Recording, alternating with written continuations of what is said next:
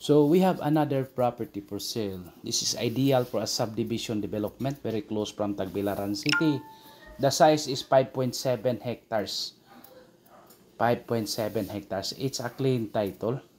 Located in Balilihan, Bohol, near highway. Dool yun ni sa highway, guys. And near college, or just few minutes away from kuan kanang gitawag nilag Baiso, Bohol Island State University in Balilihan, Bohol. So dool ni dito dapita, guys. And this is also ideal for a subdivision development, boarding house, farming. Then from the barangay road, it has a 20 meters wide frontage road right of way going to the property. So makita na to sa plano, guys, na ana diha. So taas-taas gyud kay 16 minutes right 16 minutes man ang ato ang video, guys. So rain or shine gyud ta, no, ato yung gisubay, no, gisubay na to ang kuan. There are some portions nga naay gitawag na mog piong kanang lawom-lawom niya. Majority are flat terrain, flat din. There is also a hill napoy ni bungtod gamay, so napoy ni rolling. Pero sayon ra man na, guys, katong ni rolling ato tong i-down, so pwede ra. So nindot kayo ang property. See.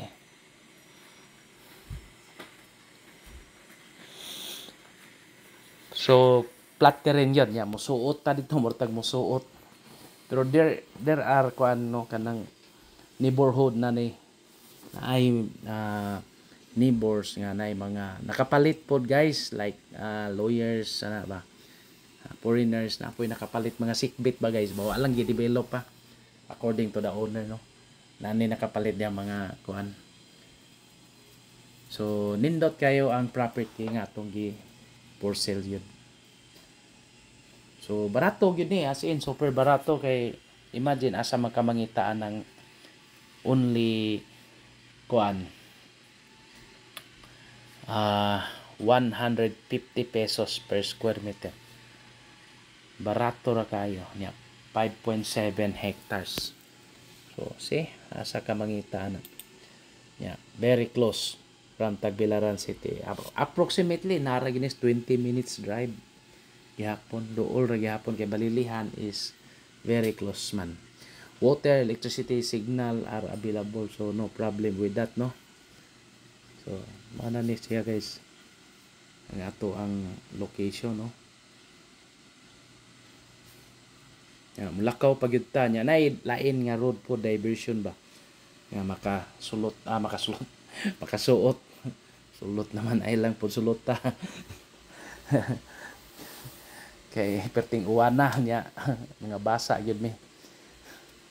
So maaro magunigod kan plastada na to ang kuan, kay kini pong uban na to mga kuan wa poy mga tuon gyud pod naman ang his punuan. Sige lang. Anyway, mga to, guys, no, kanang this is a good listing, ideal for a subdivision development niya. Nani adjacent, guys, nga around 5 hectares had ang owner, according to the owner of this property, living in Mindanao. Then it is also for sale. The problem was tingog man akong iro. So the problem is kuan, guys, kang the title was lost. So sayon ra man na, guys, kung kini titulado man niya gamo na tong subdivision niya kadto lost title, pwede ra to makuan ra gyapon. Yeah. Siyempre 150 mandara pod gyapon siguro. So mo na giingon ako na PO mo gi kuan sa owner. Madara gyud na. So pwede ni siya pang low cost housing, guys, socialize katong kuan na mo ray osoron kanang si BBM ko ni mo palit ambot lang. Pero nakakuan ko sa katong public hearing regarding sa housing, no, kanang na kuan ako nga ang 6 million nga giingon nga tukuron 3 million na lang. So Dili gini pwede siguro, depende no kung tagaag priority. So nawa ang tag 1 million per kuan ni President BBM, plano kay 3 million naman lang ang matuman base sa akong nadunggan diha sa kuan sa Congress no, sa ilahang kuan. So musuot tagamay guys no, kay murag yung kulbaan tagamay, kay murag tag nisuot bitaw, murag ni we're entering in so many kanang trees ba, like a forest. But when we arrive at the kuan bottom of the land or the big kuan kanang area, tawag ani dako nga location, it's really kuan very nice na, kay all are flat and open, dili na kakuyawan guys, kay mura magunig ang entrance. Makita man nato kay ako magi-upload og upload ang sketch plan guys. Gamay ang kuan pero dako, 20 meters na ha, 20 meters. Then dako na ang paingon sa kuan, wide na. So ana man na.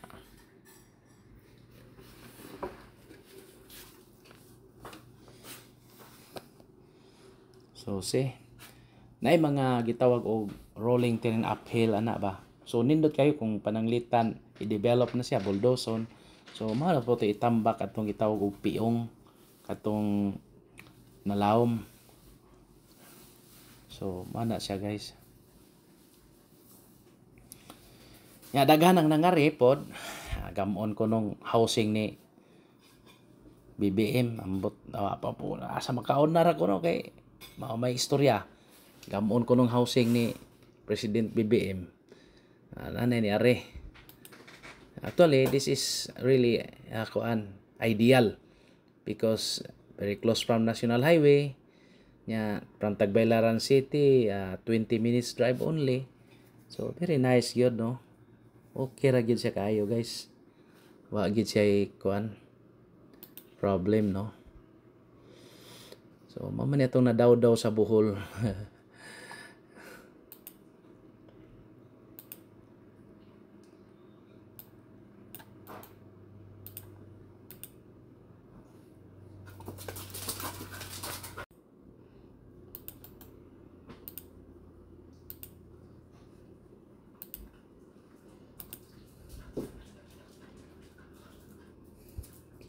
So mao na ni guys, this is part of the property.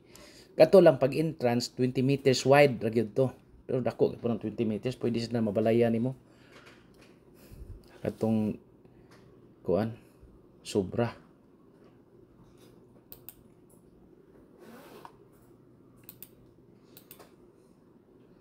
So mao na ni ang dako nga pata guys nga makita na to. Ato magyong gi suhid, ato magyong gihaguan. So di ni matawag og laway puhunan kay ato magyong gi suot-suot ba, regardless of the danger nga naapoy mga kuan kuno, pero wala man mga bitin ba, snake. So I think the snake are afraid. Kadungog ganay magkasikas, mahadlok sa ng mga halas mga bitin. So kini guys, na diha guys nga mga adjacent tani sa atong amigo na mo nga lawyer. Kanahon na ba sa to siya, pero iya sa kuno balansihon. So di lang sa kuno, depende sa kaunar lagi. Kay dool ra magyud ni sa highway, honestly lang. Digid sa yung paghambog. Barato ra gyud.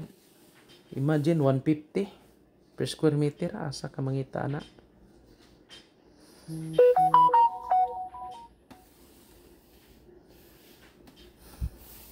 So very nice no.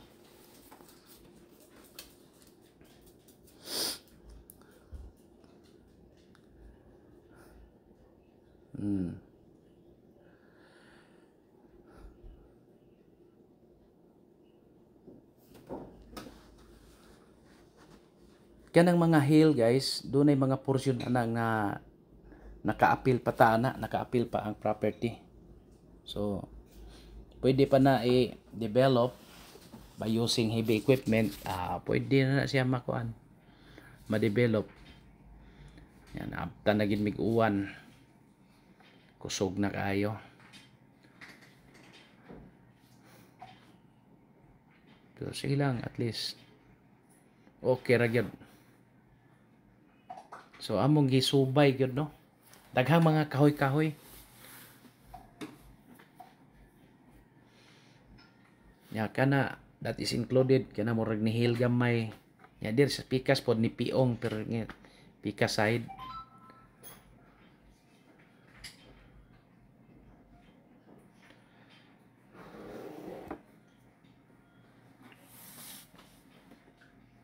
See?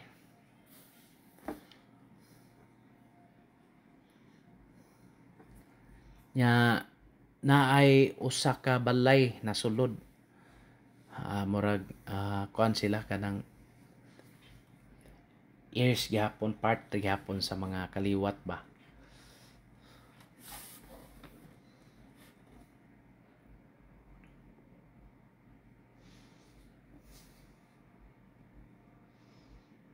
So kini mura may labong yun na diya guys kung site inspection ta o kana tawag piong karon di sa left side.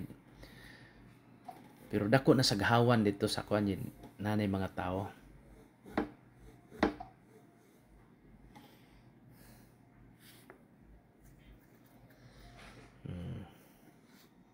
So daghan kag pwede ma-plano no, pwede imo lang nang buhaton nga mountain resort, pwede ra sad kayo.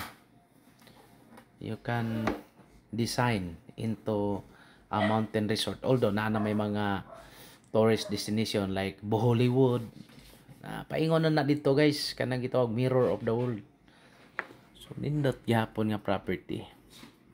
Then mo connect na dito sa Lobok River, Chocolate Hills, Bilar na katong tertiary viewing. Og diri sad guys, pwede sad ka moagi diri paingon sa Corelia na po diha ang tertiary si tawag ani sanctuary. So kita ka dito daghang unggoy nga gagmay. So this is another open area guys. So kay dako malagi ang property. So ideal gini siya housing development.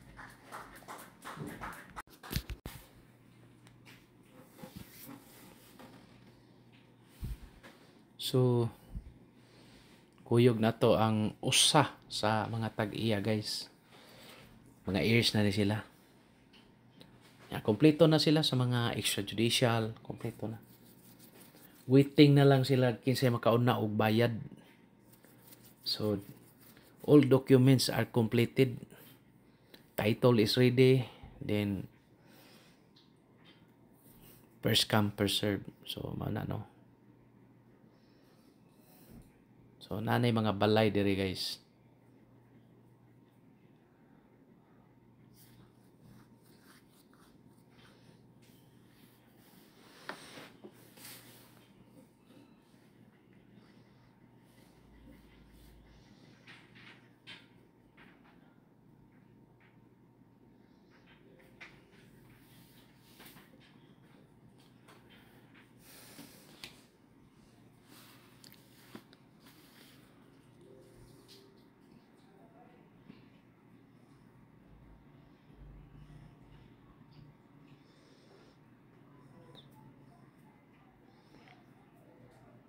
So mao na porma sa papeles guys no. Katong murag ni talinis gamay mo na to ang kuan. Ang 20 meters wide frontage no. Ya man na pinadako na dayon nindot og kuan no. Oh. So nindot kayo. At least klaro ang mapa ba.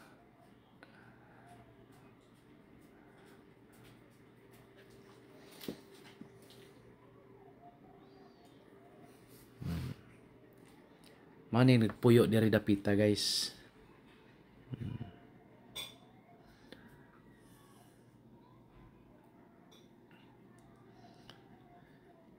Yan na sila agianan pod lain. So napoy option ba pre ani. Okay?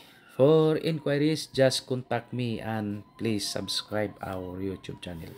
So mag-site inspection ta, just contact me. We will process transfer of title and etc. Guban pa.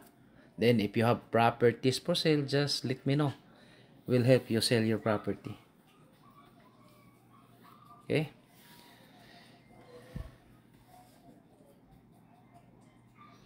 So mo ni ang diversion road aside adtong kuan nasad na ilang agianan. So man na siya guys. Pero ari sila kasagaran kay murag limpyo. Mao na iyang status guys. Okay. At least no murag nasulit-sulit yun ni guys. Pero katong mga mountain guys napagay mga portion atong part ang property. So depende na sa pag-design no. Pero dako man ang it has a big portion of flat terrain. Mao say nakanindot sa property atong gihimo, atong gi-advertise sa YouTube.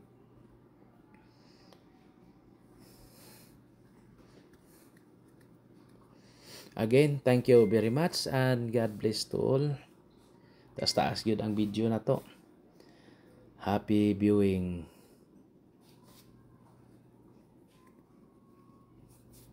Bye.